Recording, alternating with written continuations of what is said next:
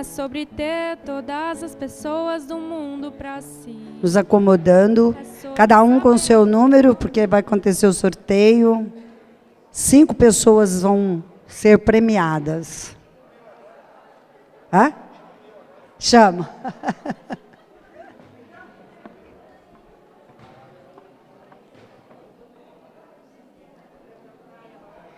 Vamos fazer o sorteio? Todo mundo já voltou?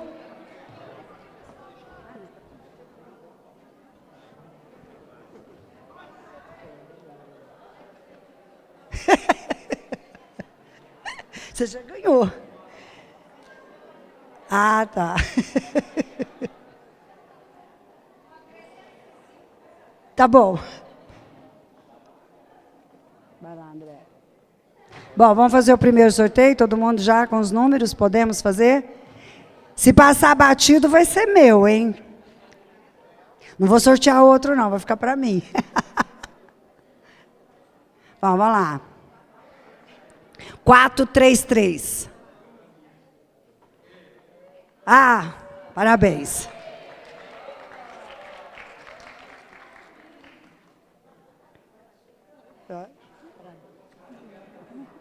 Dá aqui para mim, obrigada.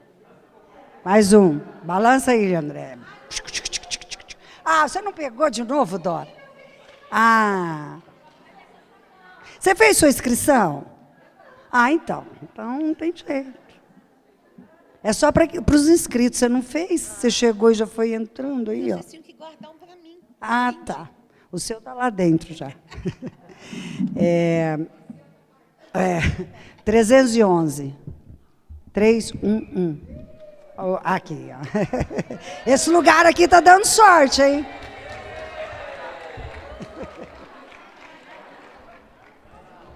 Obrigada. Perfeito.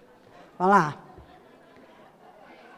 Mais 1, 2, 3.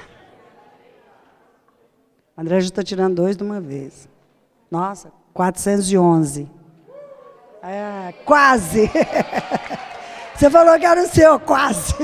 Acertou na trave. Obrigado, viu? Mais um. Só deu Morato? 446.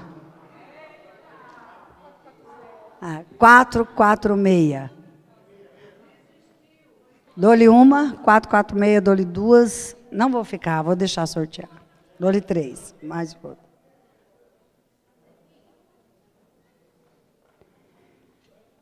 Nossa, só sai 480. 480. 480, não? Ah lá, o Eduardo, do Laranjeiras.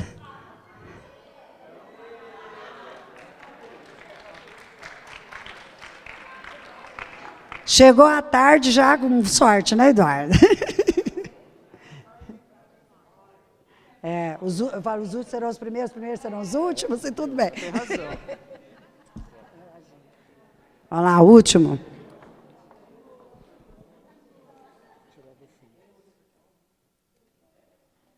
Tan, tan, tan, tan. 417. Ah, não, Ari. Ari e a Fátima vão ficar só perfumados, cheirosos. Alô. Bom, obrigada, viu? Vamos lá. Vamos dar continuidade, Dora. Você vai usar isso aí mesmo? Esse aí, né? Pode deixar aqui, eu só vou ler uma coisa aqui. Gente, alô? Tá funcionando? Acho que precisa abaixar um pouco. Peraí. Abaixa mais do que isso? Tá. Antes da gente passar para a discussão, e ainda vou passar um último jogo de slides que algumas pessoas estão interessadas daquela proposta da terapia pedagógica. Eu quero ler para vocês esse livrinho aqui, que algumas pessoas vieram me perguntar aqui como praticar, como fazer alguma coisa no centro espírita. A gente tem uma proposta aí desses livros das grandes pessoas, que aliás, vocês deveriam aproveitar, ninguém aproveitou a oportunidade da da promoção que a gente está fazendo, né? De 648 para 370, pode pagar em 3 vezes no cartão. Então, esses livros eles podem ser trabalhados no centro espírita com as crianças e de maneira interdisciplinar, né? E eu quero ler para vocês, só vocês verem como é que é o clima. A maioria deles são em poesia, né? Então, esse é sobre Jesus. Olha só. Uma vez, há muito tempo, passou por esse mundinho um homem especial que mudou nosso caminho. O moço do manto azul, vou aqui chamá-lo assim, para contar essa história de um homem de amor sem fim. Passaram-se 2000 anos que ele essa terra pisou e ainda não praticamos o amor que nos ensinou. No antigo Império Romano, em meio ao povo judeu, um filho de carpinteiro, esse menino nasceu. Mas um anjo anunciara, causando espanto profundo, que o menino que nascia viria mudar o mundo. Cresceu como outras crianças, ao lado da mãe Maria, ajudando o pai José na pobre carpintaria. Viviam em Nazaré, um vilarejo pequeno, por isso, depois do moço, chamaram-no Nazareno. Uma vez, aos 12 anos, com os familiares seus, esteve em Jerusalém para a Páscoa dos judeus. Mas no caminho de volta, desesperou-se Maria, pois não viu seu menininho entre o povo em romaria. José e Maria correm para procurar o filho. Ele estava entre os doutores, falando com muito brilho. E assim cresceu o menino, sempre muito inteligente, amoroso, cativante, com todo mundo paciente. O moço do manto azul, das terras da Galileia, passou a chamar amigos para contar sua ideia. A ideia de amar ao próximo, como se fosse um irmão, e a quem nos fizesse o mal, entregar nosso perdão. Pedro, André, Mateus, Filipe, 2 Tiagos e um João, Bartolomeu e 2 Judas, Tomé e um outro Simão, esses foram os amigos que seguiam com amor o moço do manto azul, que se fez um semeador. Semeador de histórias lindas, de palavras delicadas, de gestos de ajuda a todos, de muitas pessoas curadas. O moço do manto azul caminhava pela estrada e até a terra era feliz de ser por ele pisada. Tanto amor ele espalhava, curando e fazendo bem, que quando a pessoa olhava, via-se amada também. Paralíticos andavam, cegos voltavam a ver, a paz em todas as almas começava a florescer. E as crianças adoravam suas palavras, que eram mimos, e ele dizia contente, vinde a mim os pequeninos. E ele era tão diferente de um ser humano qualquer, que o povo pensou ser Deus, nascido de uma mulher. Mas certo dia, alguns homens, com inveja muito forte, começaram a querer enviá-lo para a morte. A pregação de bondade desse moço, terno e novo, desagradava os chefões, pois dava esperança ao povo. Em qualquer tempo ou lugar, quem o povo trata igual, logo ganha a inimizade dos que comandam no mal. Não havia diferença para esse moço tão nobre entre o homem e a mulher, entre o mais rico e o mais pobre. Amava a todos sem medo, mesmo aqueles perseguidos. Os de que ninguém gostava eram por ele acolhidos. E então os homens do mal fizeram uma traição, convenceram um dos Judas a entregá-lo à prisão. O moço do manto azul foi preso, chicoteado, e uma coroa de espinhos fez seu rosto ensanguentado. Os amigos, assustados, fugiram em debandada, e o moço do manto azul ficou sozinho e sem nada. Juntos, judeus e romanos, os poderosos de então, mandaram o moço triste para a crucificação. Toda a obra é com clássicos, né, da pintura. Pregaram com o martelo, suas mãos numa madeira, levantaram uma cruz e o dia era sexta-feira. No meio de 2 ladrões, crucificaram o moço. E a multidão assistindo gritava em grande alvoroço. Aos pés da cruz, sua mãe chorava um pranto de fel, mas sem revolta ainda orava, pedindo ajuda do céu. O moço olhava da cruz com um olhar de paz sem fim. Pediu que Deus perdoasse os que o matavam assim. Ensino de amor eterno, um perdão a todo mundo, isso deixou-nos o moço de um olhar doce e profundo. Mas a história desse moço não acabou ainda não, pois tem ainda o pedaço da sua ressurreição. 3 dias depois de morto, com voz suave e serena, apareceu bem em frente de sua amiga Madalena. Justo ela, que as pessoas achavam a pecadora, viu o moço tão bonito manhã, na primeira hora. Ela tinha ido ao túmulo levar perfumes e flor, quando viu estarrecida e disse, Mestre, Senhor. Correndo foi aos amigos contar que o vira com luz. Eles não acreditaram, pois ele morrera na cruz. Poucos instantes depois, quem estava ali no meio? O próprio moço do manto, com um sorriso bem cheio. Estarei sempre com todos, até os tempos finais. Amem-se uns aos outros, que eu deixo aqui minha paz. Depois dessa história linda, escrita com rima e luz, vocês sabem quem é o moço? Sim, ele mesmo, Jesus.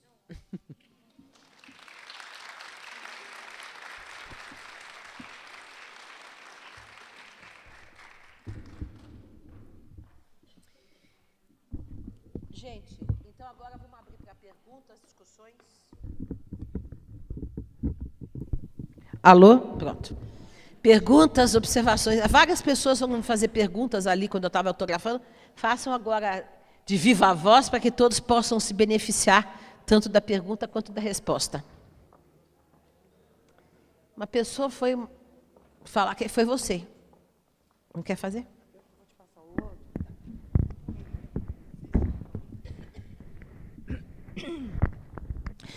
Bom, a minha pergunta é a seguinte, né? É que muitas vezes nos deparamos com alguns evangelizandos que se recusam a determinadas salas, alegando alguma empatia com relação aos alunos próprios do grupo ou com educadores.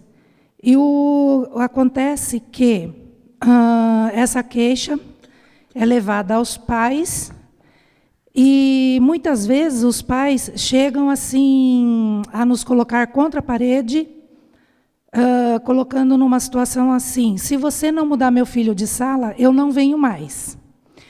Daí essa situação fica constrangedora, tanto para a coordenação como para o próprio educador, para os próprios outros alunos ali, os evangelizandos do grupo, porque, na maioria das vezes, este evangelizando,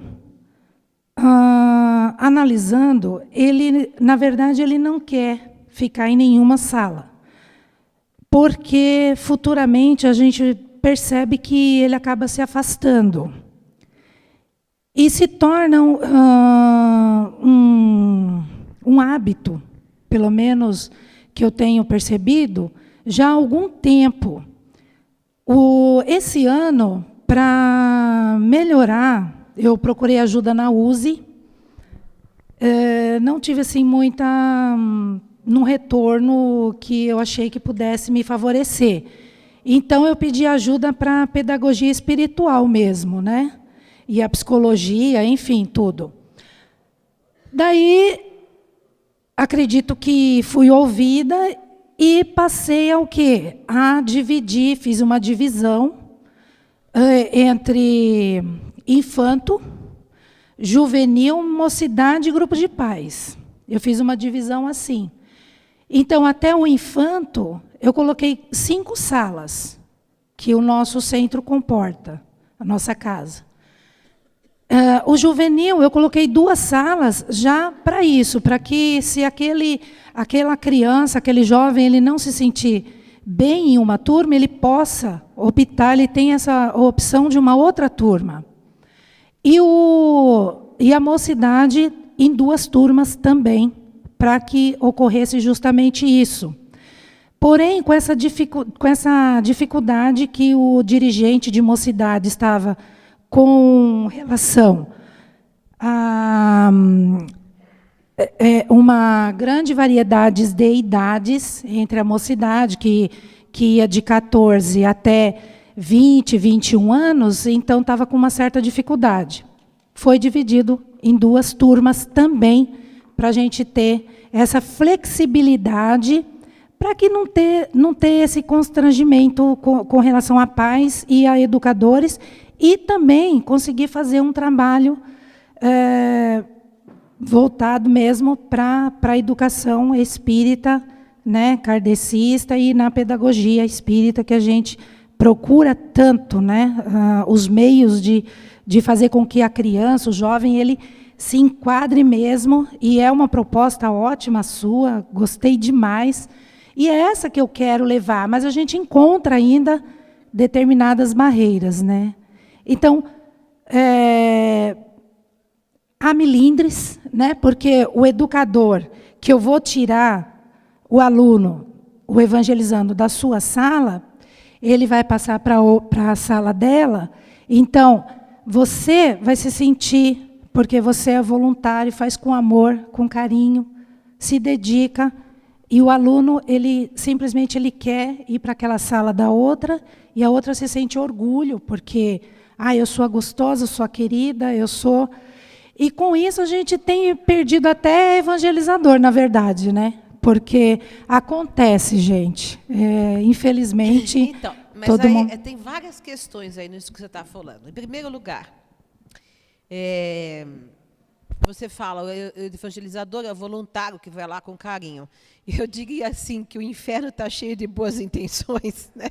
Então, há muitos evangelizadores que podem estar bem intencionados, mas não entendem nada de educação. É esse o problema, né? Esse é o primeiro problema, né? Então, realmente, a primeira coisa que uma pessoa precisa ter para lidar com criança, seja na escola, seja em casa, seja no centro espírita, ela precisa gostar de criança e ser gostada pelas crianças. Aliás, o Rubem Alves falava isso. Se eu for contratar um educador, eu vou deixar... Primeiro eu vou olhar esse educador com as crianças. Se ele tiver, todas as crianças estiverem felizes em volta dele, e ele estiver se comunicando com elas, eu vou contratar. Não vou ver currículo, né? Então, o que acontece? Na verdade, o adulto é que tem que conquistar a criança. Agora, um adulto que fica milindrado é imaturo emocionalmente. Imaturo, né? Porque o adulto não tem que ficar milindrado com criança. Um adulto que fica milindrado com criança, ele é infantil. E esse é um problema, né? Não tem maturidade. Então, já demonstra que não serve para lidar com criança. Esse é um problema. Então, essa coisa do voluntariado, basta ser voluntário para lidar com criança, não adianta. As pessoas precisam ser preparadas. Então, por isso que eu aconselho que os centros espíritas tenham grupos de estudo de pedagogia espírita, que façam, que discutam, né, que tenham projetos, etc. Esse é um ponto. O outro ponto é o seguinte: eu sou literalmente contra obrigar a criança a ir na evangelização, né? Porque isso é contraproducente. Qualquer coisa que é obrigada, depois vira contra a própria coisa que você obrigou. Não foi assim na Igreja Católica? Quanta gente deixou a religião porque foi obrigada a fazer catecismo, foi obrigada a ir na missa, foi obrigada e deixou e ficou ateu e saiu da Igreja Católica. Hoje nós fazemos a mesma coisa. Então, nós não podemos obrigar, nós temos que conquistar, né?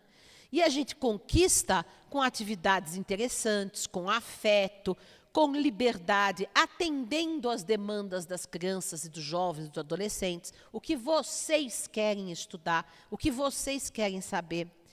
Então, por exemplo, vou contar uma experiência rápida umas escolas que eu trabalhei, que não era nem caso de evangelização, mas era um caso que eu dava filosofia para crianças, né? De crianças de 6, de 7, de 8 anos. Então, um certo ano, eu fiz o seguinte: eu cheguei em todas as salas que eu dava aula e perguntei para as crianças, as crianças não gostam de fazer perguntas com porquês, por que isso, por que aquilo outro.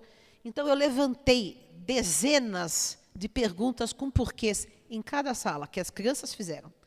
E aí organizei todas essas perguntas e fomos, durante o ano, respondendo todas elas, com pesquisas, com debates, enfim, das mais diversas maneiras. Eu fiz o programa inteiro do ano em cima das perguntas que as crianças fizeram, né?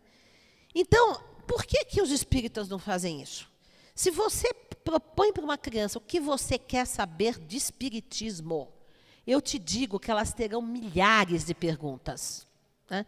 Aí a gente pode ver espírito, como é que vê espírito, como é que funciona, como é que é a morte, como é que é isso? Elas têm milhões de curiosidades. E a gente já vem com uma coisa pronta. Aquela coisa postilada, fechada, dogmática, que não interessa, que ela fica passiva. Então, vamos ouvir as crianças, vamos dar voz, Muito mais, então, esse dirigente que você nomeia, que idade ele tem? Da mocidade.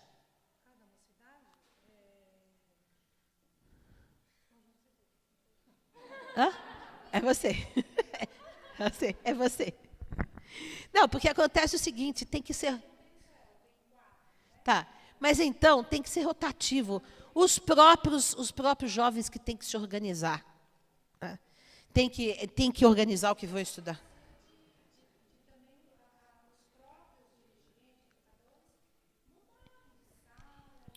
Exato, sabe? Faz dinâmico. E outra coisa, estuda em educação. Não dá para fazer de improviso. Não dá para lidar com criança na boa vontade. Você pode causar um trauma na criança em relação ao espiritismo por causa disso.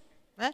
Se tem uma pessoa inábil que não sabe lidar com criança, ela pode causar um trauma na criança para o resto da vida. Ah, porque, nossa, que coisa chata, então o espiritismo é isso. E o resto da vida ela ficar com horror do espiritismo por conta de uma pessoa inábil.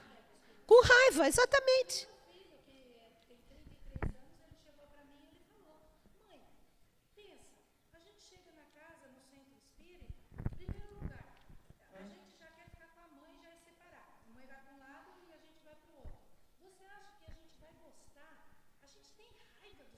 Então, veja.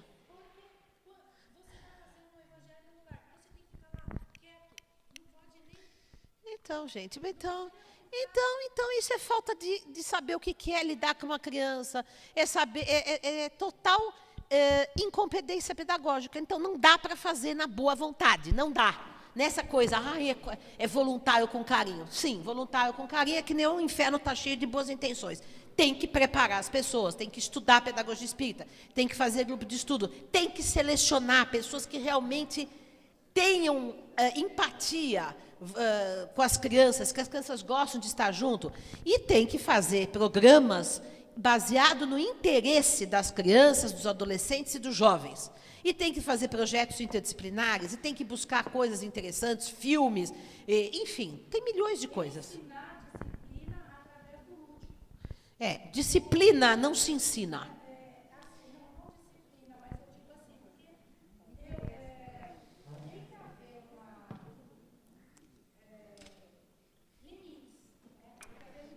Então, veja bem, calma.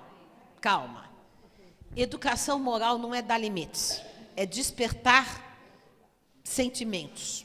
Quando a criança está interessada, você não precisa dar limites. Ela mesma se põe limites, porque ela está interessada. Ela se autodisciplina. Você precisa conquistar o interesse. E impor limites é porque ela está desinteressada, ela não está afim. Então, você precisa ficar contendo a criança. Quando ela está fazendo uma coisa que ela realmente gosta, está interessada, está entusiasmada, não precisa falar nada. Ela fala para o outro, fica quieto que eu estou fazendo aqui. É essa a questão. Então, precisa aprofundar o que é a pedagogia. Estudar, reunir, fazer. Né? Se vocês quiserem que eu vá fazer um seminário lá no João... Eu já fui anteriormente. Né? Se quiserem que for fazer um seminário lá no João Batista, vou com gosto. Tá? Alguém mais quer fazer alguma pergunta? Tinha aquele ele fez uma pergunta para mim, eu ia fazer. Se você não levantasse, eu ia fazer por você. Tá bom. Primeiro, muito bacana esse domingo aqui, muito esclarecedor, parabéns. Quando você fala que desanima, não desanima não, teu trabalho é muito bonito. Né? E a dúvida é o seguinte, nos centros espíritas, às vezes as casas são pequenas, às vezes a gente tem pouco recurso, né? Mas um caminho que a grande maioria das casas toma é usar a evangelização, né, que chama evangelização, para cuidar deles a troco de cesta básica. Na prática é isso. Né? Aí vai lá, pega um sábado, dá comida, passa um sábado inteiro com a criança e dá a evangelização. A pergunta é, quais caminhos que essas casas teriam, né, inclusive a nossa, para que a gente melhore isso e realmente torne esse sábado, esse dia dedicado às crianças, algo que realmente pode ser marcante e que essa criança leve para o resto da vida? Olha, a primeira questão que eu coloco é a seguinte, isso eu sempre falo, que é altamente, eu digo até que é inconstitucional, além de ser contra o próprio espiritismo, você condicionar uma caridade material a uma catequese do espiritismo, né? Quer dizer, então, é o que todo mundo faz, né? Eu acho uma falta de respeito. Então, você tem uma criança lá que é evangélica, uma que é católica, outra que não tem religião, outra que é do candomblé, outra que é budista, o que for. E essa criança vai lá no centro espírita. Então, para ela ganhar, ou para os pais ganharem uma cesta básica, ela é obrigada a ouvir uma aula de espiritismo. Isso é uma falta de respeito. Contraria o Evangelho segundo o Espiritismo. Vocês podem pegar lá o trecho que Kardec fala que a gente tem que fazer a caridade independente da crença religiosa do indivíduo. É óbvio isso, né? E também é um desrespeito. Só a gente se colocar na situação. Se a gente tivesse ali na miséria e a gente vai pegar uma cesta básica numa igreja evangélica. Mas, para pegar, nós temos que passar por um desencapetamento. O que vocês acham? Como que vocês sentiriam? Ou levar um sermão do Bispo Edir Macedo. Como que vocês sentiriam? Não é altamente desrespeitoso? Então, se a gente for fazer um trabalho com as crianças que são da comunidade, né, e que não são, na sua maioria, espírita, aliás, praticamente, às vezes, não tem nenhum espírita, né, o que a gente vai fazer? A gente vai fazer um trabalho amplo, interreligioso. Por exemplo, como esse livro que eu li agora. Esse livro ele pode ser lido para católico, para protestante, para espírita, porque a gente já escreveu de uma maneira que contempla a todos, não fere nenhum dogma, né? Então, por exemplo, essa coleção que a gente tem, ela é interreligiosa. Ela tem o Martin Luther King, que foi pastor protestante, tem o Gandhi, que foi hindu, tem o Bezerra de Menezes, que foi espírita, né? O Bar foi protestante, aliás, tem vários protestantes. O Comênios foi protestante, o Pestalozzi foi protestante. Então, veja só se a gente trouxer essas figuras para uma comunidade evangélica, dizendo, olha, sabia que ele era da sua religião? Né? Nós somos espíritas, o fulano aqui é católico, mas ele é... Então, quer dizer, trabalhar de maneira interreligiosa, isso é importantíssimo, porque você respeita o outro, né? E aí, como você pergunta, como tornar significativo? Fazendo coisas interessantes, fazendo teatro, música, passando filme, discutindo, deixando as crianças brincarem, enfim, atendendo também aquilo que as crianças quiserem estudar, dando arte, pintura, desenho. A criança precisa se expandir, não pode ficar sentada ouvindo um adulto falar, não pode, né? Ela tem que ter atividades, né? E tem que ser envolvida, né? E atividades que sejam diversificadas, né? Porque a criança também, quanto menor ela for, menos tempo ela consegue ficar presa numa atividade, né? Mais tem que trocar de atividades, né? Então, precisa conhecer pedagogia, projetos interdisciplinares, precisa conhecer ideias. Nós temos um livro, que esse não está aí à venda, mas é da editora Ática, que eu e o Alessandro escrevemos. São 9 volumes. Se chama Todos os Jeitos de Crer, que são volumes, livros didáticos interreligiosos. Ele foi até indicado para o Prêmio Jabuti, quando foi lançado em 2004. E são adotados por muitas escolas no Brasil inteiro. E sabe quais escolas que adotam esses livros? As católicas. E os espíritas, nenhum trabalha com esse nosso livro. Quer dizer, isso poderia ser adotado dentro da casa espírita, principalmente para lidar com as crianças que não são espíritas, né? Porque os livros falam de várias religiões, de todas, aliás, né? Inclusive do espiritismo, mas falam de maneira universalista. Então, por exemplo, os de segundo grau, da segundo ensino fundamental, do 6º ao 9º ano, tem, o primeiro volume são vidas. Então, vidas são Gandhi, Jesus, Buda, tal, como são essas grandes pessoas. O segundo volume são valores. Então, os valores, por exemplo, tem um capítulo sobre amor ao próximo. Aí, esse capítulo sobre amor ao próximo tem um trecho do Alcorão, um trecho da Bíblia, um trecho do Evangelho segundo o Espiritismo, um trecho do Bhagavad Gita, tal. O terceiro livro são tradições. Aí, cada capítulo é dedica a uma tradição. Então, tradição muçulmana, tradição afro-brasileira, tradição indígena, espírita, tá. E o quarto livro são ideias. Então, discutem as grandes ideias das religiões. Ressurreição, reencarnação, vida pós-morte, inferno, paraíso, enfim.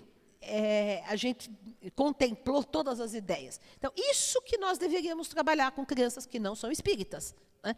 Respeitando a fé de cada um e não impondo a nossa maneira de ver o mundo, né?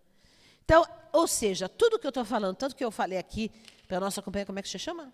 Marta, quanto para você, requer estudo. Não dá para improvisar um trabalho com criança na boa vontade. Tem que estudar, tem que pesquisar, tem que fazer grupo de estudo. Então, é preciso se debruçar sobre isso, para a gente saber como tornar esse trabalho realmente marcante, como você diz, né? Significativo para as crianças.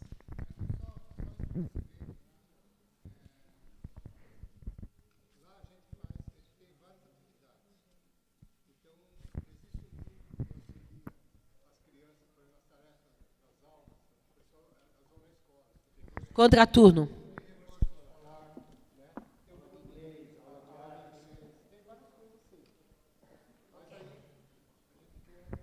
Mas veja, também a gente não pode fazer no contraturno, no reforço escolar, a reprodução da escola tradicional, né? Porque a criança já fica a semana inteira naquela chatice, e aí depois ainda vai no centro espírita estudar inglês, fazer lição de casa. Vamos fazer projetos culturais que sejam interessantes e que acrescentem, eles vão aprender, né? Ao invés de dar uma aula de inglês, faz música em inglês, faz um projeto de pesquisa sobre a Inglaterra, sobre, sei lá, ou fala sobre o Gandhi e mostra o filme do Gandhi, que é em inglês, sobre o Império Britânico. Sabe, esse tipo de projetos que envolvam, né? E que ela aprende, mas que se sinta envolvida também esteticamente, artisticamente. É por aí. Dora, a gente percebe, assim, nos bastidores, o pessoal conversando sobre a sua fala, essa dificuldade. Então, a gente está vendo, o menino ele vai fazer uma pergunta, mas só para mim poder ver que a gente vê essa dificuldade de trabalhar com a criança dentro das casas espíritas. Eu fui muito abordada sobre isso. Como fazer isso? Você acredita nessa possibilidade? Bom, eu acredito tanto que hoje nós estamos aqui, né? Então, você deixou claro, nós precisamos abrir a nossa mente e entender que, para que a gente passe conhecimento, primeiro eu tenho que ter esse conhecimento. Então, é isso que as casas, nós, casas, precisamos entender. Para que eu fale algo, eu tenho que estar conhecendo sobre esse algo, né? Então, acho que hoje a gente pode estar... Eu falei, acho que nós vamos sair todos aqui hoje com um ponto de interrogação na cabeça, o que nós estamos fazendo com as nossas crianças dentro das nossas casas espíritas. Mas, então, o nosso trabalho na Associação Brasileira de Pedagogia Espírita e na Universidade de Pampéria e na Editora Comenos é justamente oferecer esse estudo, os livros, o ensino, a preparação para se trabalhar. É esse o nosso trabalho, né? Quer dizer, qual o nosso objetivo? É preparar as pessoas e fornecer material de estudo e material de aplicação, né? Para que as pessoas possam trabalhar nas escolas, nos centros espíritas, nas suas casas. Ou seja, esse é o nosso motivo de existir, no caso da Associação Brasileira de Pedagogia Espírita e da Universidade de Pampédia, né? Então, por exemplo, se vocês quiserem se unir, algumas casas, ou uma casa, quiser fazer esse modelo de itinerário pedagógico, que a gente monte um curso à distância, durante um ano, com os materiais todos que a gente tem, né? A gente pode fazer isso, vocês podem vir, a gente conversa. Enfim, há várias... Ou vem fazer o curso pós-graduação, alguns líderes fazem o curso para entender melhor e depois multiplicar para os seus trabalhadores, formem grupos de estudo, interajam conosco, é por aí. Dora, aproveitando sobre essa questão, além de algumas leituras eu sinto obrigatória de Bakunin, Malatesta, Stirner, né? Eu queria perguntar sobre a autogestão administrativa no centro, que acho que é um ponto que pega bastante, né? A vaidade de alguns não deixam, e acho que vai fazer com que a gente reflita um pouco como seria a autogestão no centro. Então, veja bem, a questão dos grupos é porque junta-se 2 ou 3 pessoas, Jesus disse que estaria no meio deles, né?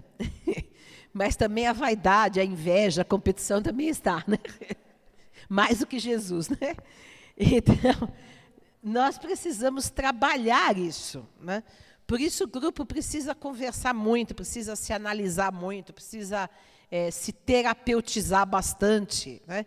E se vigiar, né? As pessoas precisam se vigiar para não ter essa vontade de poder, né, que todo mundo tem, que o poder ele fascina tanto que presidente de centro espírita, síndico de prédio, sabe? Todo mundo quer um poderzinho, né, para mandar no outro. Pai e mãe quer o poder de mandar no filho, professor quer o poder de mandar no aluno, né?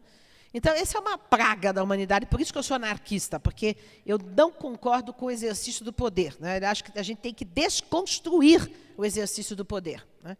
Então, mas a gente só pode fazer isso conversando, analisando e se despojando mesmo, sinceramente, da vontade de dominação, né? De fazer uma autoanálise, que é qual é a motivação que me impulsiona, cada um tem que se perguntar, nesse grupo, nesse trabalho, é me destacar, é a minha personalismo, ou é realmente fazer cumprir um ideal, ajudar o próximo, enfim, é esse tipo de coisa que cada um tem que fazer, que é o que o Espiritismo propõe, né? Mas que as pessoas fazem na superfície, né? Mas não fazem, porque o que acontece? O que eu tenho observado, esses dias, amanhã ou depois da manhã, eu devo publicar um texto no meu blog, dogencontro.com, que será meu encontro com a psicanálise, né? Então, eu tenho observado que as religiões, em geral, e o Espiritismo também faz isso, serve como um esconderijo, né, para as pessoas, né? Então, por exemplo, todo ser humano, né, tem inveja, tem ciúmes, tem raiva, tem momentos de explosão, etc. Aí a pessoa entra numa religião, né? Ai, virei espírita. Ai, então não posso mais ter raiva, sou boa, sou perfeita, né? E aí adota aquela postura farisaica que Jesus já combatia há 2000 anos atrás, né? E que, na verdade, é um esconderijo, não mudou nada. A inveja continua intacta, o desejo de poder, a vaidade, a raiva, está tudo ali. Mas a pessoa não olhou. Ela só escamoteou, ela só disfarçou, ela só botou para debaixo do tapete. Então, a gente tem que ser realista, tem que olhar para nós mesmos e saber que nós temos esse tipo de sentimento, todos. Então, a gente precisa tratar deles, né? Não é ignorá-los, tratar e saber que é um processo de aprendizado, né? E não é de um dia para o outro que a gente vira aquela santidade, a pessoa que fez a reforma íntima, fez nada, né? Gente, e outra coisa, temos que parar com essa coisa da voz mansa, né? A pessoa que é de bem, ela é uma pessoa normal, fala que gente como a gente, né? Não precisa desse aparato todo, dessa coisa toda, que é próprio do farisaísmo. Então, nós precisamos nos analisar, para que a gente possa fazer grupos saudáveis, né? Que se conversam francamente, que coloquem suas opiniões, que pode até quebrar o pau, sim, porque todas as relações saudáveis quebram o pau, mas que depois volta, porque a gente gosta, e tem que ser grupos pequenos, grupos com afinidade afetiva, grupos com afinidade de pensamento, né? Se vão ajustando no decorrer dos anos. Mesmo assim é difícil, mas a gente consegue se for nesse sentido, né? Aqui. Dentro disso que você já tocou no assunto respondendo, mas como foi falado, né, o que fazer com essas crianças? Na verdade, é o que fazer conosco. Isso. Porque nós somos crianças de uma geração passada criada de formas, muitos, né, nesse meio, suas exceções, mas muitos de uma forma castrativa, e a gente reproduz isso inconscientemente. Então, nessa pergunta, eu falo, já dei muita aula na evangelização infantil, e de fato é complicado, porque você se vê com uma coisa formalizada, disciplinada, planejada, quadradinha, que você tem que seguir no decorrer do ano, porque é assim e porque tem que continuar assim. Então, É isso que já tem que pronto, ser já, aí repensado. matou qualquer né? projeto pedagógico libertador. Como você disse, da gente tem que desconstruir, refletir em tudo isso que a gente está batendo de frente para se reinventar dentro desses novos propósitos. Acho que esse é o grande desafio, e tudo gira em cima de fazer os grupos, é uma proposta para a União Espírita, que cuida disso na região, de repensar e fazer, de fato, esse grupo de estudo permanente, não só para resolver o problema pontual. Estou nesse ano, nesse semestre, com a classe assim, com o aluno assado, com a divisão de salas, ou com, né, como distribuir, porque só tem 2 evangelizadores, então a gente vai ter que juntar todas as salas. Todos os centros já enfrentaram e enfrentam essa situação. Os flutuantes que vêm e vão, tanto as crianças, os que frequentam a casa, os próprios trabalhadores e voluntários, né, que não se preparam. E esse preparo é um preparo de vida, porque você vai fazer pedagogia, você vai estudar 3, 4 anos. Aí o grupo de crianças na casa está lá hoje, mas eu tenho que começar em algum momento, né, e fazer isso acontecer. E a questão do tempo e do propósito que eu tenho para a vida, né? Não só para resolver o momento de hoje. É o desafio que a gente tem. Bom, eu fui questionada no horário de almoço por umas pessoas desta possibilidade, tá, Dora, da gente fazer aí um pacote. Vamos estudar e ver essa possibilidade, né? Alguém mais? Você vai ser cavaleiro? Gente, dessa parte. Olá. Eu queria comentar, na verdade, 2 coisas, né? Uma foi quando você falou da proposta winnicottiana, até do Amparo, né? E tem vários lugares que têm feito um projeto muito bacana de acolhimento, que, na verdade, é para você... São voluntários que vão lá pegar crianças no colo e ficam, às vezes, sei lá, um período de 2, 3, 4 horas, só com as crianças no colo, para que elas possam se sentir... Instituições, né? Exatamente, para elas se sintam acolhidas, que vem dessa proposta winnicottiana, que é muito bonita. E uma outra coisa, porque eu trabalho no Centro Espírita com a educação infantil de 5 até 9 anos. Né? A minha turminha ali tem crianças que vão completar 6 e tem até 9 anos. Então, tem já várias ideias. Né? A divisão é feita por idade. E o cronograma é baseado no Evangelho segundo o Espiritismo. E muitas vezes eu sinto dificuldade... eu vou falar sobre, sei lá, bem-aventurados os puros de coração, enfim, bem-aventurados os humildes. Vou pegar um tema do Evangelho que abarca muita coisa, fala de muita coisa, e aí eu fico pensando, né, como fazer com que a criança... Eu não sei se esse é o caminho, e às vezes eu fico pensando, ai, meu Deus, como é que eu vou fazer eles entenderem ou tentarem participar do que eu estou tentando dizer? Então, esse é um desafio que eu enfrento. Eu queria saber a tua opinião sobre isso. Olha, não dá para fazer um programa para criança baseado no Evangelho segundo o Espiritismo. Não tem nada a ver. Não tem nada a ver. É o que eu falei.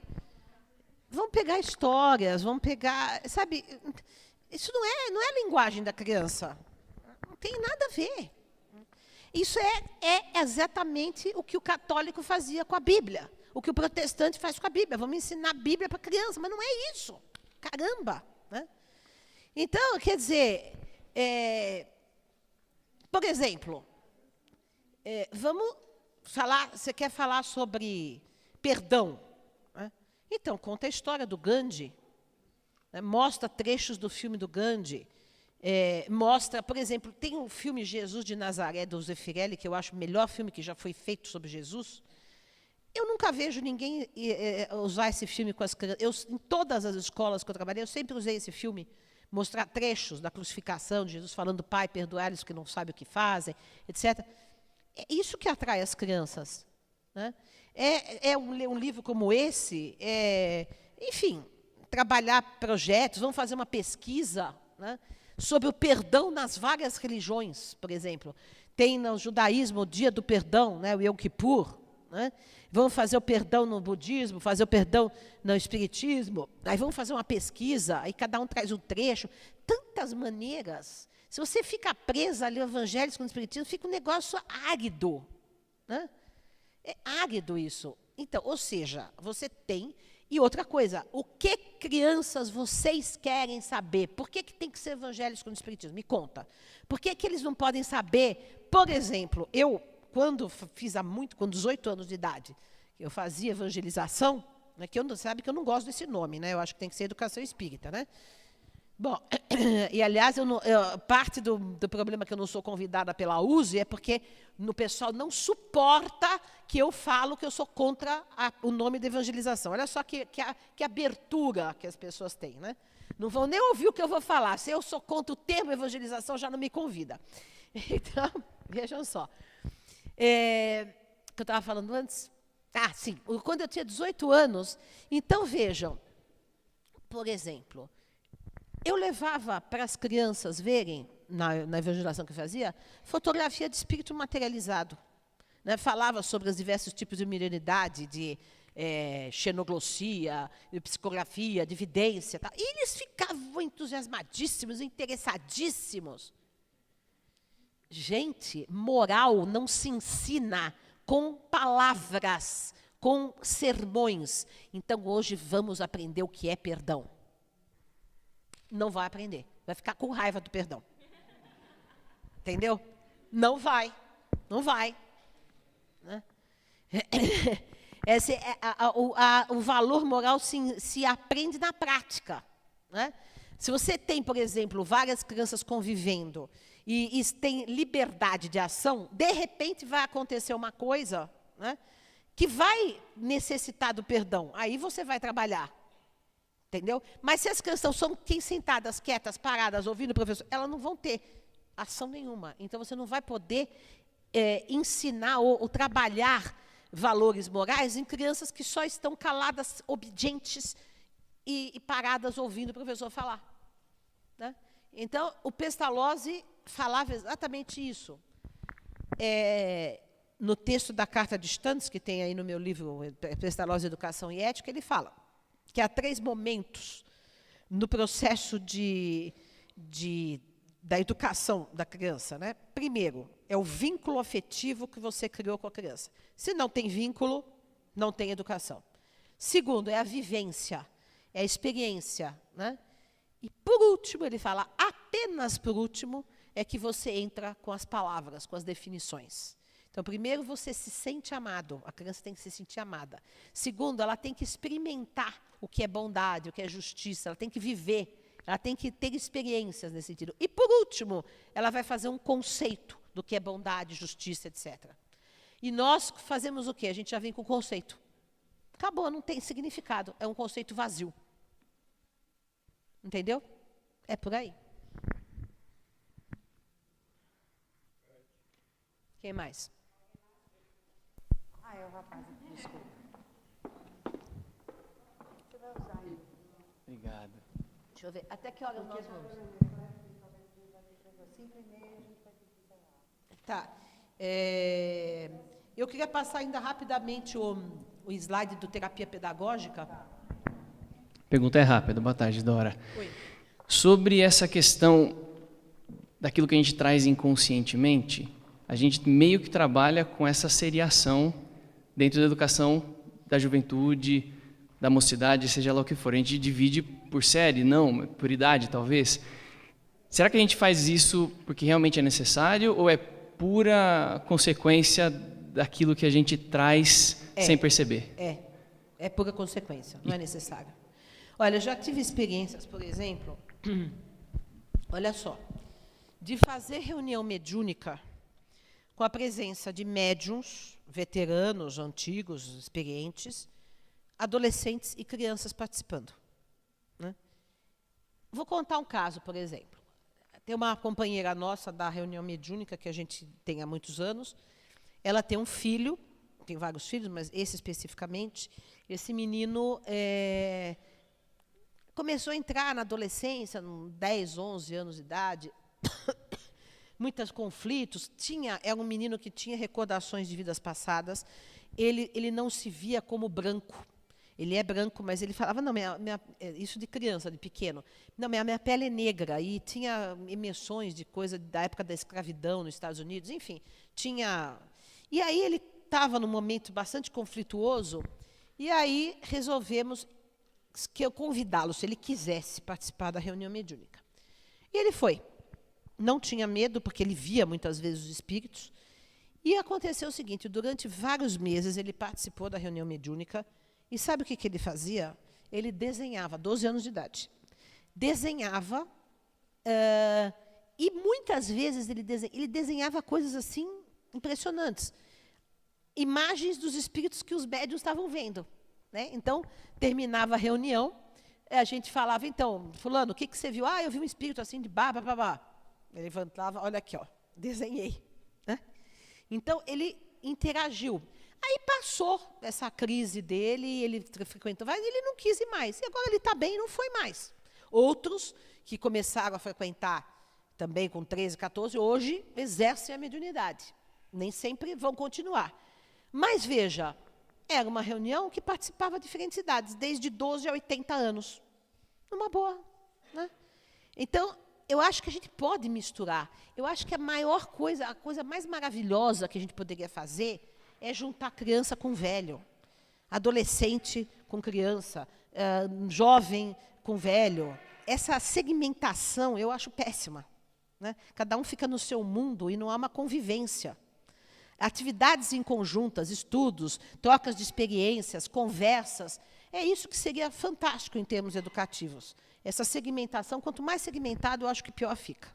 Né? Porque você tem a segmentação e você tem a pessoa que está dirigindo aquela segmentação. Né? Não tem uma vivência natural. Né?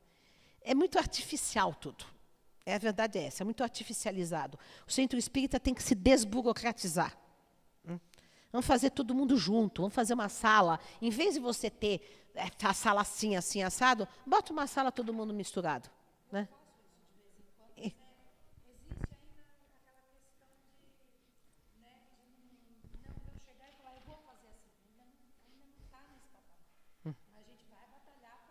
É isso que a gente precisa fazer, quebrar. Né? Isso, exatamente.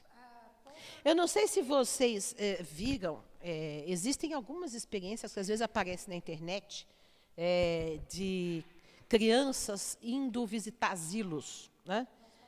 Então, aí as crianças ficam no asilo e convivem com os velhos. Então, essa aproximação de gerações eu acho muito importante. Né? Exato, de música, de tanta coisa. Né? Vamos. Tem mais gente? Eu vou passar o que estava algumas pessoas estavam curiosas. Deixa eu só pegar aqui o. Espera aí, porque eu acho que eu não coloquei aqui. Problema de sol ali.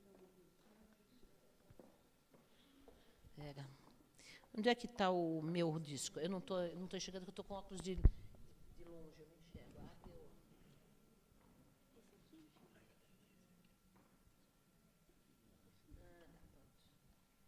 Procura aí terapia pedagógica.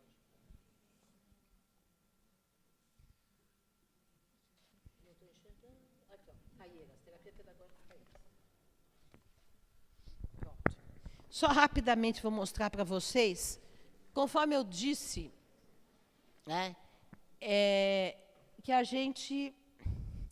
Eu tive... Aliás, essa foi uma inspiração que eu tive mesmo. Um dia eu estava voltando de São Paulo, era um pôr do sol na Fernão Dias, estava ouvindo minha música predileta entre todas, que é a Sexta Sinfonia de Beethoven, e, de repente, me veio essa ideia.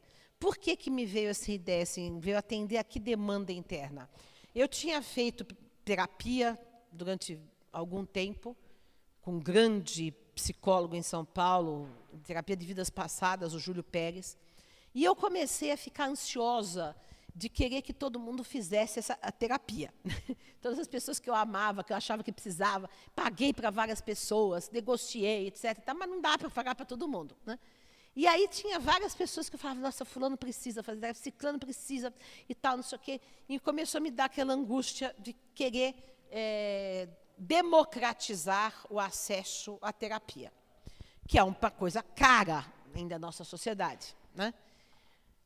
Segundo, essa questão que eu comecei a observar, já tinha, na ocasião, isso faz alguns 3, 4 anos, vários egressos dos cursos de pós-graduação que tiveram aquela mudança existencial que eu falei para vocês, mas que muitos, na hora que iam aplicar um projeto pedagógico, se sentiam travados, inseguros, etc.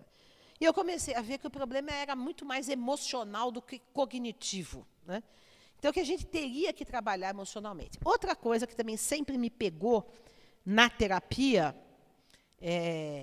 convencional é que existe, às vezes, uma hierarquia entre o terapeuta e o analisado, né, e o paciente. E, como eu sou anarquista, eu não gosto de nenhum tipo de hierarquia, né? Eu acho que todas as hierarquias têm que ser desconstruídas, né? Liderança é uma coisa, poder é outra. A liderança a gente tem, mas a gente tem uma liderança num determinado assunto. Não é liderança em tudo. O poder, ele quer se assenhorear da outra consciência, né? E, às vezes, as terapias podem ser instrumentos de poder. Enfim. Então, veio essa ideia de criar uma proposta de terapia em grupo que fosse a partir da educação.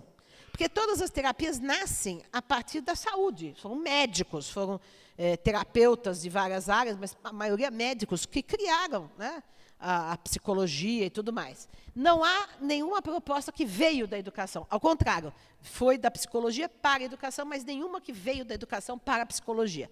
Então, eu pensei veio essa ideia de a gente criar uma proposta de terapia em grupo deshierarquizada, gratuita, em que o grupo se gerisse mutuamente, né, e pudesse se ajudar mutuamente, né, e que depois pudesse ser replicado, né, grupos fazendo essa terapia com aquelas primeiras experiências que nós começamos a fazer. Então, como é que funciona? Então, o que aconteceu? Eu escrevi o projeto, pensei, convidei 2 pessoas para trabalhar comigo no projeto, e nós fizemos já 1 ano de um projeto piloto com 15 pessoas em Bragança Paulista. Agora nós estamos escrevendo, analisando os dados desse projeto piloto, para depois fazer outros projetos pilotos, né? E aí, até que a gente possa publicar artigos, livros, para que as pessoas possam aplicar e replicar isso, né? E como que funciona? Bom, primeiro, passa para mim, por favor. Esse daí é o símbolo da terapia pedagógica, que a gente fez como se fosse uma árvore, e os eixos que a gente trabalha na terapia pedagógica, eu vou falar quais são. Passa para o outro. Então, é uma proposta, né, para esses tempos de crise, né, das relações líquidas, crise de valores, vazio. O adoecimento psíquico é muito grande hoje na nossa sociedade, né? E nem todo mundo tem acesso a um terapeuta particular, né? Então, quanto mais a gente multiplicar ideias e propostas que possam ajudar a desentravar as emoções e trabalhar traumas e feridas psíquicas, melhor é, né? Passa para a próxima. Então, quais os objetivos dessa proposta? Primeiro, motivar mudanças na educação pela mudança dos educadores. Sensibilizar e instrumentalizar educadores para uma praxis de educação integral e com pleno sentido existencial. Sensibilizar e instrumentalizar adultos de qualquer área profissional para uma vida mais cheia de sentido existencial. Democratizar os cuidados psíquicos e deshierarquizar as relações do cuidador e de quem é cuidado, prevendo-se ou pretendendo-se que haja alternância de papéis, né? Então, o grupo se entreajudando. Passos, então, da terapia pedagógica. Esses são os 10, não necessariamente nesta, digamos, nessa ordem, né? Mas todos eles entram. Então, sentido existencial e projeto de vida, o mundo em que vivo, suas dores, suas crises, sua estrutura desumanizada, meus talentos e minha identidade, meus valores, a criança que fui e a criança que resta em mim, dores da vida e resiliência, rede de relações e de afetos, natureza de dentro e de fora, espiritualidade e finitude. Então, cada eixo temático é trabalhado em grupo, né? Porque qual é a hipótese de trabalho que eu formulei para a gente começar essa proposta? É de que todos esses itens, todas essas questões, deveriam ter sido trabalhadas na educação, e não foram, né? Então, a gente poderia refazer esse caminho com as pessoas, mesmo adultas, para trabalhar aquilo que não foi trabalhado na educação. E isso que seria essencial, a gente trabalhar na educação, né? Todas essas questões, né? E que não é trabalhado, porque a educação é meramente cognitiva. Não trabalha emoções, não trabalha afetos, não trabalha espiritualidade, não trabalha nada disso. E quais são os fundamentos teóricos desse projeto, né? Então, são os clássicos da educação e a psicologia humanista. Os clássicos da educação, Sócrates, Comênios, Rousseau, Pestalozzi, entre outros, que são aqueles que eu trabalho, que eu coloquei aqui. Eu falei para vocês, que o próprio Pestalozzi intuiu várias coisas da psicanálise, né? Então, tem muita coisa interessante que dá para dialogar. Por isso a gente traz a educação para perto da psicologia, a psicologia para perto da educação.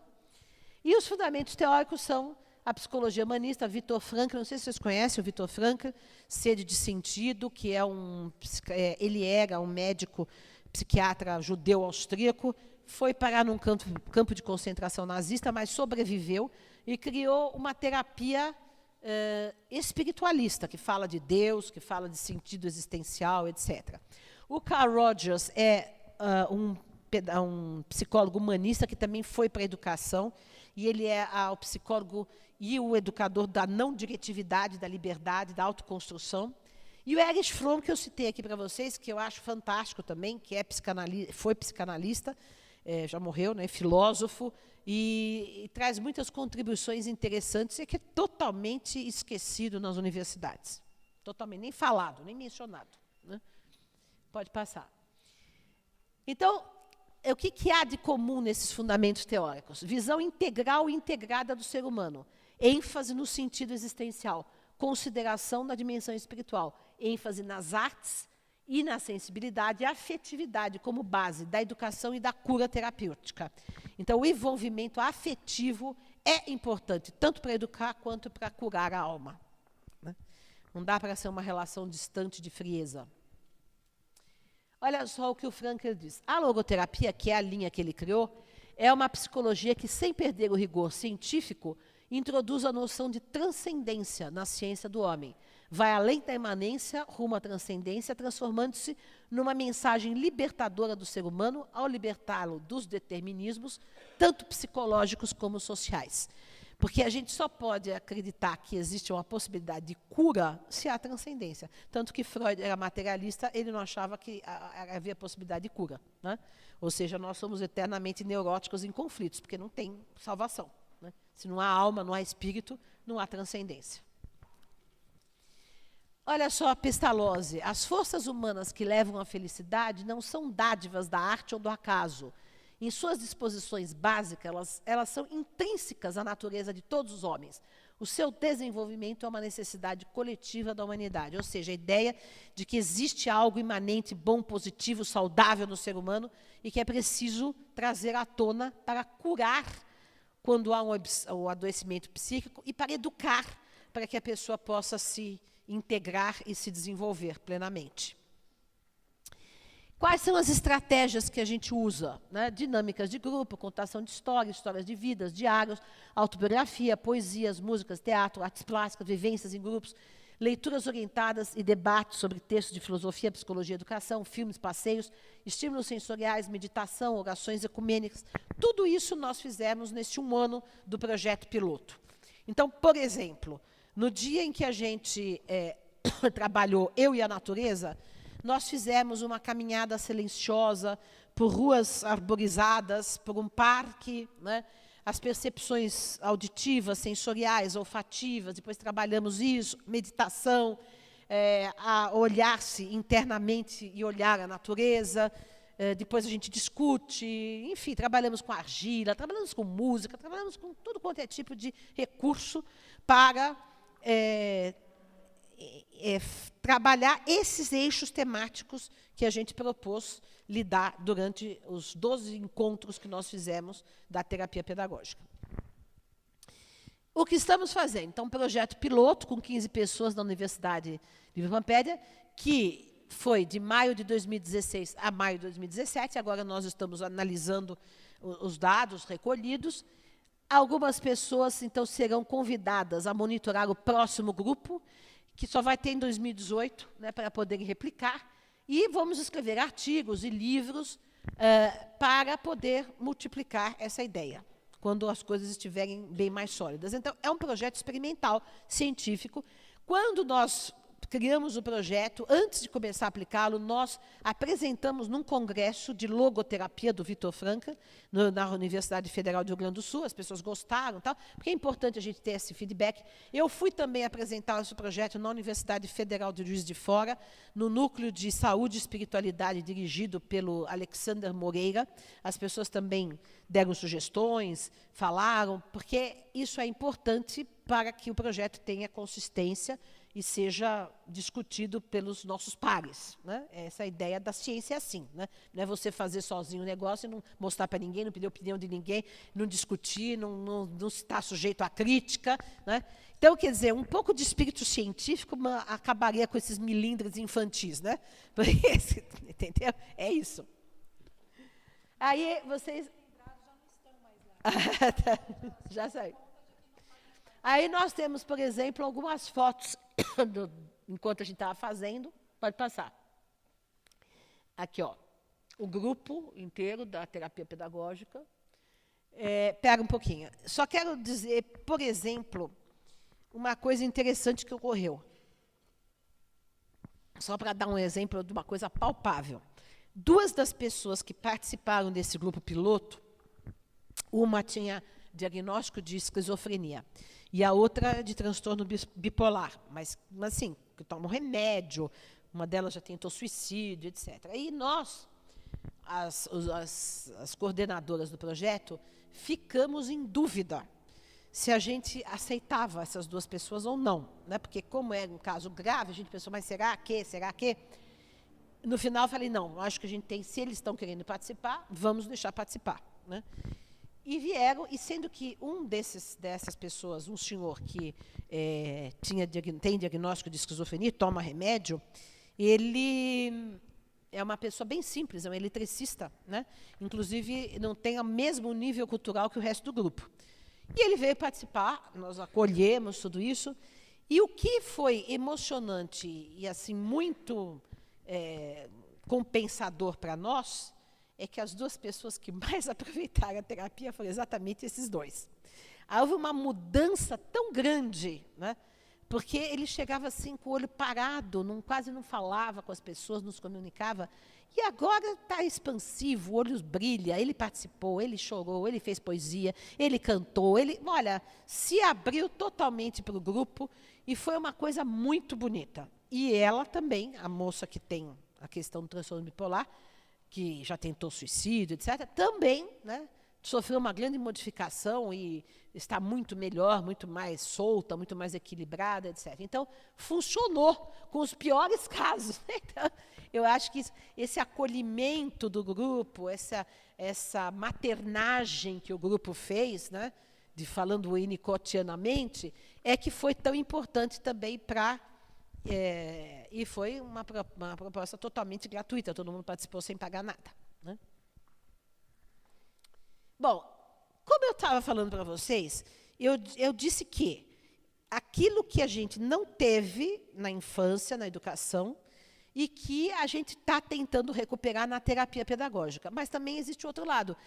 Tem o projeto de fazer isso com as crianças e com os adolescentes. Então, a proposta da pedagogia terapêutica, de trabalhar esses mesmos eixos temáticos com as crianças. Nós tínhamos começado a fazer esse projeto em São Paulo, quando a Pampédia estava lá, porque agora, desde 2015, no final de 2014, mudou para Bragança, né? E a gente estava fazendo trabalho com adolescentes. Mas, como a gente saiu de São Paulo, os adolescentes que eram de São Paulo não puderam continuar, e aí a gente não descontinuou, não conseguimos levar adiante essa proposta com os adolescentes ainda, né? Mas a ideia é justamente fazer o movimento reverso. Ao invés de resgatar aquilo que não foi feito na educação dos adultos, a gente prover as crianças e os adolescentes destas vivências, destas discussões, dessas reflexões sobre esses itens, né? Então, seria aí. O que a educação devia fazer? O educando descobrir educação para a vida. Aí os mesmos itens, só que para as crianças e adolescentes coloridinho. E aí, nossa senhora, o que eu vim fazer aqui? Sentido existencial, missão pessoal, né? Vai para o próximo. Quem sou eu? Autoconhecimento. Quem amo e como amo? Afetos. Como é ser adolescente ou como é ser criança? O que me dói? Resiliência. Que mundo é esse? Eu e o mundo. Vou ficar aqui porque é muito... Está me dando dor no pescoço. Que mundo é esse? Eu e o mundo. Como me relaciono com a natureza? O que é o bem? Em que eu acredito? Espiritualidade. Né? Todo mundo vai morrer e eu também. Finitude. E aí a gente trabalha também com afeto, interdisciplinaridade, naturalidade, espiritualidade, enfim. Todos esses componentes que a gente aplica em todos os nossos projetos. Pronto, acabou. Esse é o projeto da terapia pedagógica, que é também alguma coisa em construção. Como vocês veem, as coisas têm que ser construídas, né? Experimentadas, trabalhadas. Né? É isso que a gente tem que aprender, que assim são os processos realmente sérios de trabalho. Gente, eu acho que eu já esgotei minha voz. Né?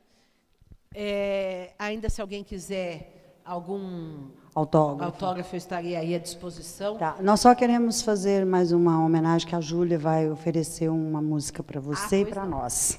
Tá bom? Aí a gente já vai dar o encerramento do Eu agradeço a atenção de todos, a participação de todos.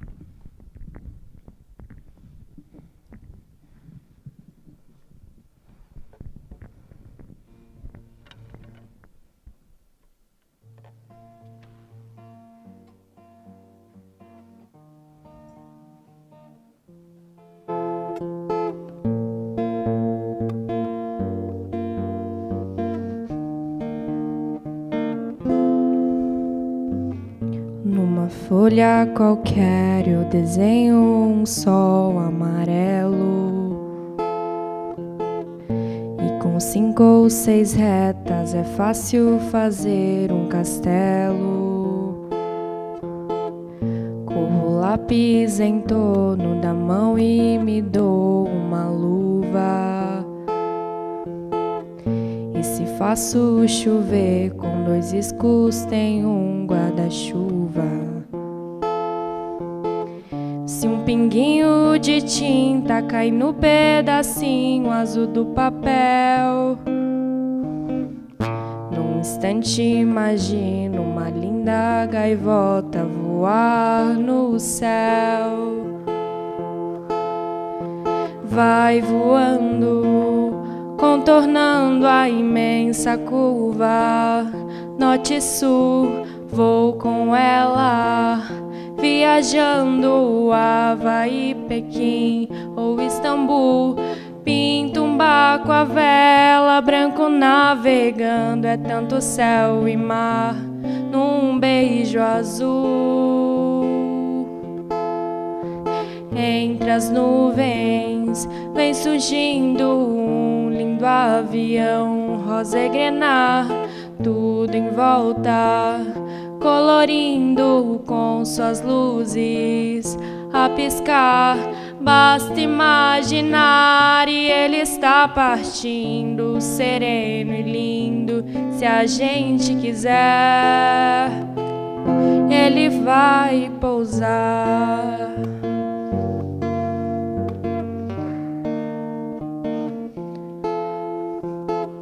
Numa folha qualquer eu desenho um navio de partida, alguns bons amigos, bebendo de bem com a vida.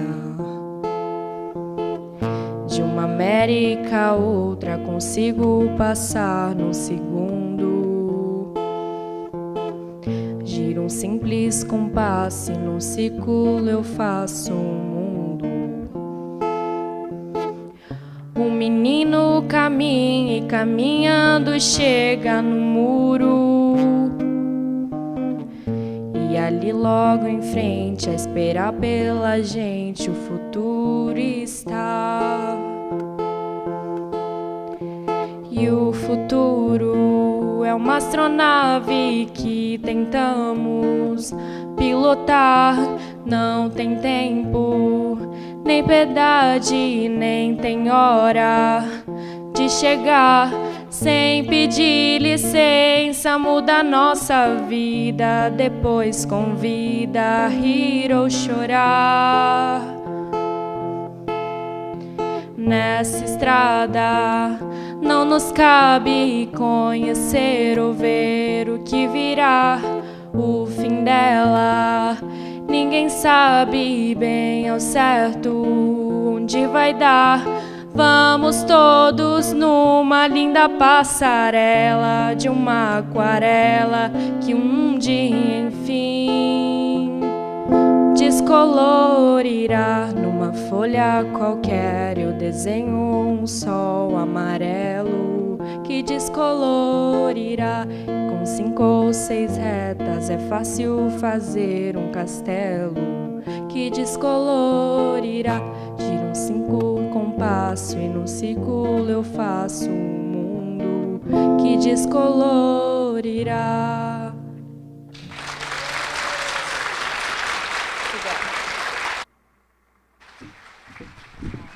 Júlia, nem sei, viu? Você é a nossa referência de jovem.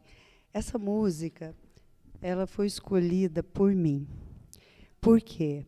Eu queria fechar aqui hoje, não estou fechando agora, porque a gente ainda vai ter mais outros momentos, mas essa música é simplesmente para que nós possamos ter consciência da nossa importância no planeta, na humanidade e na nossa comunidade. Então, principalmente quando a gente tem jovens,